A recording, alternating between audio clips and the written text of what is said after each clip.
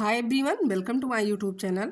तो आज का हमारा वीडियो सीडीपी से है। इस वीडियो में हम सीडीपी के जो है तो 16 क्वेश्चन से लेकर के 30 क्वेश्चन तक सॉल्व कराएंगे। तो आप लोग वीडियो पर कंटिन्यू बने रहिएगा। तो आइए चलिए देखिएगा 16 नंबर वाला क्वेश्चन देखिए।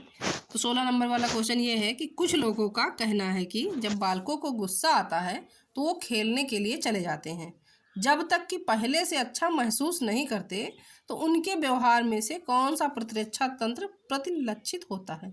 यानी जब बच्चों को गुस्सा आता है तो बच्चे खेलने के लिए चले जाते हैं और तब तक नहीं आते हैं कि जब तक उनका जो गुस्सा होता है तो वो सही तरह से शांत नहीं हो जाता है। तो जब उनका गुस्सा एकदम ठीक तरह से शांत हो जाता है, उसके बाद जब उनके व्यवहार में परिवर्तन आता है तो उनके व्यवहार में से कौन सा प्रतिरक्षा तंत्र जो होता है तो वो प्रतिलक्षित होता है।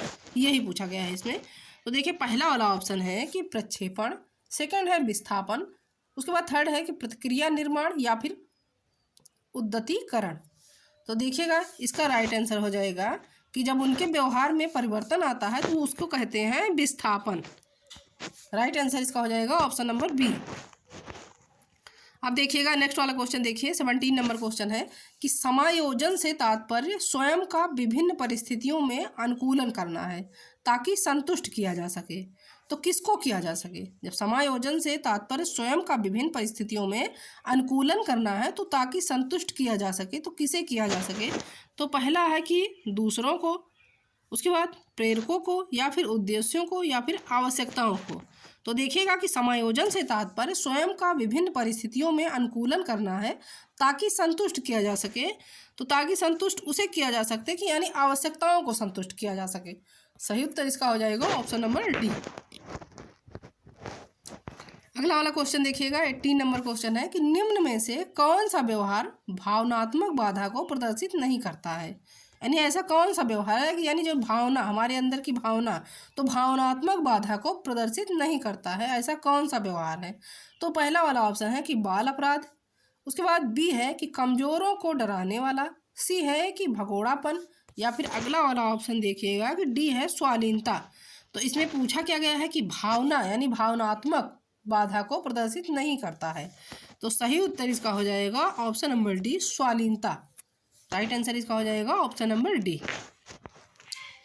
अब नेक्स्ट वाला क्वेश्चन देखिएगा कि निःशक्त बालकों की शिक्षा के लिए प्रावधान किया जा सकता है। तो निःशक्त बालकों को शिक्षा के लिए प्रावधान किस शिक्षा द्वारा किया जा सकता है?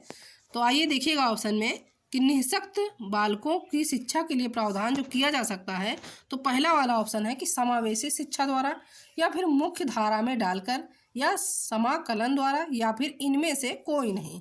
तो देखिएगा कि निःशक्त बालकों की शिक्षा का प्रावधान जो किया जा सकता है तो वो किया जा सकता है समावेशी शिक्षा द्वारा।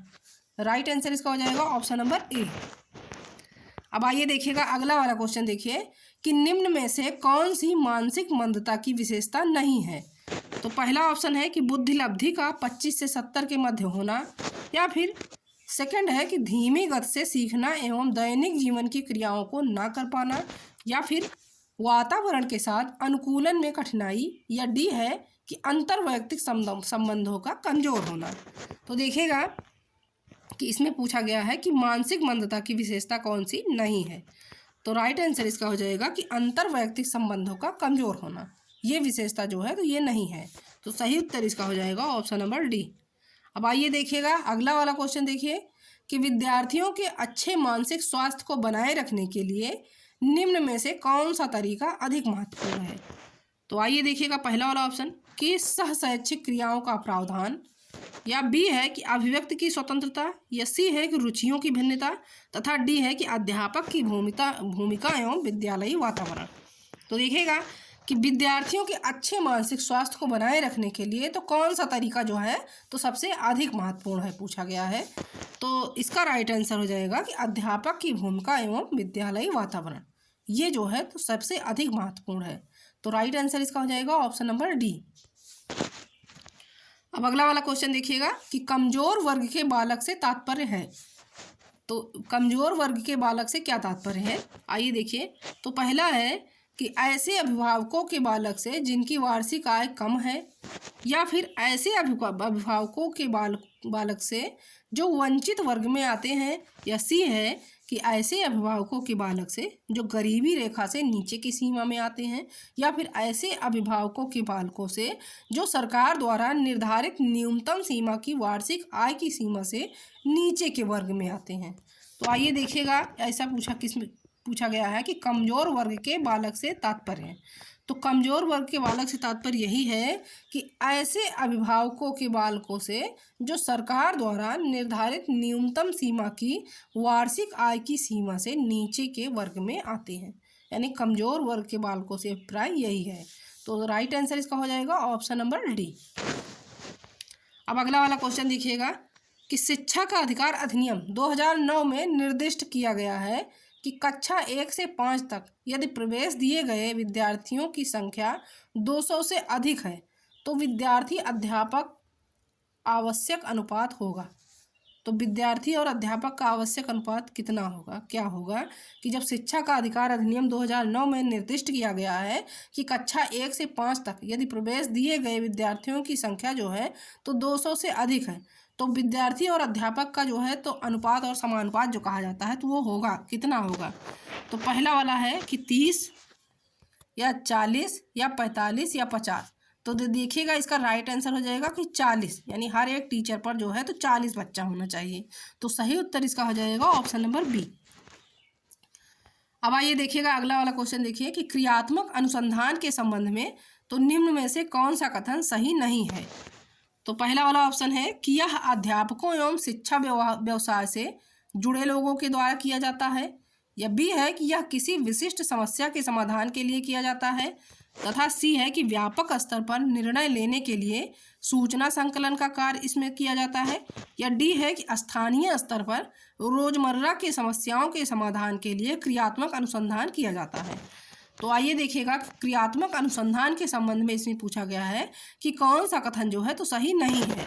तो राइट आंसर इसका हो जाएगा कि व्यापक स्तर पर निर्णय लेने के लिए सूचना संकलन का कार्य इसमें किया जाता है। तो सही उत्तर इसका हो जाएगा ऑप्शन नंबर सी। अब देखिएगा नेक्स्ट वाला क्वेश्चन देखिए। तो नेक्स्ट नंबर क्वेश्चन ये है कि निम्न में से कौन सा कथन शिक्षण के बारे में सत्य नहीं है? तो देखिएगा इसमें पूछा गया है कि निम्न में से जो है तो कौन सा कथन शिक्षण के बारे में सत्य नहीं है? तो पहला वाला ऑप्शन है कि शिक्षण में सुधार किया जा सकता है, बी है कि शिक्षण औपचारिक और अनौपचारिक है, सी है कि शिक्षण जो है तो विज्ञान के साथ साथ कला भी है, तथा डी है कि शिक्षण जो है तो अन्वेषण है। तो देखिएगा कि शिक्षण के बारे में पूछा गया है कि कौन सा कथन जो है तो सत्य नहीं है। तो सही उत्तर इसका हो जाएगा कि शिक्षण अन्वेषण है, ये कथन जो है तो ये सत्य नहीं है। तो राइट आंसर इसका हो जाएगा ऑप्शन नंबर डी। आइए अगला वाला क्वेश्चन देखिएगा कि राष्ट्रीय पाठचर्या रूपरेखा 2005 में गुणवत्ता आयाम शीर्षक के अंतर्गत अधिक महत्व दिया गया है, यानी किसका दिया गया है? राष्ट्रीय पाठचर्या रूपरेखा 2005 में तो गुणवत्ता आयाम शीर्षक के अंतर्गत तो सबसे अधिक महत्व जो है तो किसको दिया गया है? तो पहला वाला ऑप्शन है कि भौतिक संसाधनों को, या फिर शिक्षित एवं अप्रेरित अध्यापकों को, या फिर बालकों के लिए ज्ञान के संदर्भ में संरचित अनुभवों को, या डी है कि बालकों के लिए संरचित अनुभव एवं पाठ्यक्रम सुधार को। तो देखिएगा कि राष्ट्रीय पाठचर्या रूपरेखा 2005 में तो गुणवत्ता आयाम शीर्षक के अंतर्गत जो सबसे अधिक महत्व दिया गया है तो बालकों के लिए संरचित अनुभव एवं पाठ्यक्रम सुधार को दिया गया है। राइट आंसर इसका हो जाएगा ऑप्शन नंबर डी। अगला वाला क्वेश्चन देखिएगा कि राष्ट्रीय पाठचर्या रूपरेखा 2005 में तो निम्न में से किस परीक्षा संबंधी सुधारों को सुझाया गया है? तो पहला वाला ऑप्शन है कि कक्षा एक्स की परीक्षा ऐच्छिक या विद्यालयी, यानी कक्षा एक्स मतलब 10th की, ठीक है, तो कक्षा 10 की परीक्षा जो है तो ऐच्छिक, या फिर विद्यालयी शिक्षा की विभिन्न अवस्थाओं पर राज्य स्तर की परीक्षा संचालन, या सी है कि प्रतियोगी परीक्षाओं को ऐच्छिक, या फिर इनमें से सभी। तो देखिएगा कि राष्ट्रीय पाठचर्या रूपरेखा 2005 में तो निम्न संबंधी सुधारों जो सुझाया गया है तो यही सुझाया गया है कि कक्षा 10 की परीक्षा जो है तो ऐच्छिक होनी चाहिए, ना कि अनैच्छिक। तो ऐच्छिक होनी चाहिए, यानी बच्चे जो हैं तो देने के लिए तैयार हों। तो कक्षा 10 की परीक्षा जो है तो वो ऐच्छिक होनी चाहिए। तो राइट आंसर इसका हो जाएगा ऑप्शन नंबर फर्स्ट। अब आइए अगला वाला क्वेश्चन देखिएगा कि दबाव को कम करने एवं परीक्षाओं में सफलता के लिए आवश्यक है। तो दबाव को कम करने एवं परीक्षा में सफलताओं के लिए क्या आवश्यक होता है कि कम अवधि की परीक्षाओं में अंतरण, या फिर विद्यालय शिक्षा के विभिन्न चरणों में परीक्षाओं का आयोजन, या वार्षिक एवं अर्धवार्षिक परीक्षाएं, या फिर विभिन्न प्रवेश परीक्षाओं के लिए विभिन्न एजेंसियों की स्थापना। तो देखिएगा इसमें कि दबाव को कम करने एवं परीक्षाओं में सफलता के लिए जो आवश्यक है, तो यही आवश्यक है कि कम अवधि की परीक्षाओं में अंतर है। राइट आंसर इसका हो जाएगा ऑप्शन नंबर फर्स्ट। अब अगला वाला क्वेश्चन देखिएगा कि मूल्यांकन का उद्देश्य है। तो मूल्यांकन का उद्देश्य क्या होना चाहिए? तो पहला है कि बालकों को धीमी गति से सीखने वाले एक प्रतिभाशाली बालकों के रूप में लेबल करना। उसके बाद बी है कि जिन बालकों को उपचारात्मक शिक्षा की आवश्यकता है उनकी पहचान करना तथा अधिगम की कठिनाइयों व समस्या वाले क्षेत्र का पता लगाना, या उत्पादक जीवन जीने के लिए शिक्षा किस सीमा तक तैयार कर पाई है का पुष्टि पोषण करना। तो देखिएगा कि मूल्यांकन का उद्देश्य यही है कि उत्पादक जीवन जीने के लिए शिक्षा किस सीमा तक तैयार कर पाई है का पुष्टि पोषण करना है। राइट आंसर इसका हो जाएगा ऑप्शन नंबर डी।